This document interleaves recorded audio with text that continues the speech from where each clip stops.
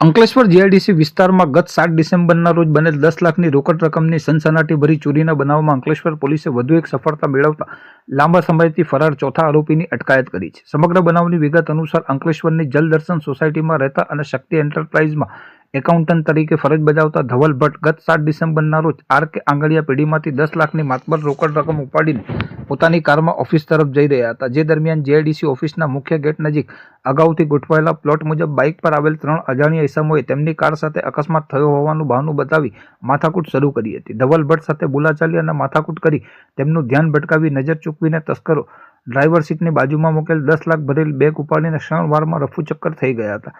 આ બનાવ અંગે અંકલેશ્વર પોલીસ મથકે વિધિવત ગુનો નોંધાતા પોલીસે ગુનાનો ભેદ ઉકેલવા ચક્રો ગતિમાન કર્યા હતા અને તપાસ દરમિયાન અગાઉ આ ચોરીની ઘટનામાં સંડોવાયેલ 3 આરોપીઓને ઝડપી પાડ્યા હતા.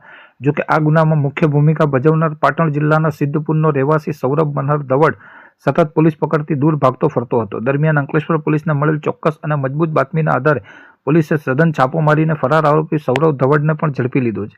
પોલીસ આ કેસમાં ચોથી ધરપકડ કરીને આરોપી સામે કાયદેસરની કાર્યવાહી હાથ ધરી છે તથા આ સમગ્ર રેકેટમાં અન્ય કોઈની સંડોવણી છે કે કેમ તે દિશામાં વધુ તપાસ તેજ કરી છે.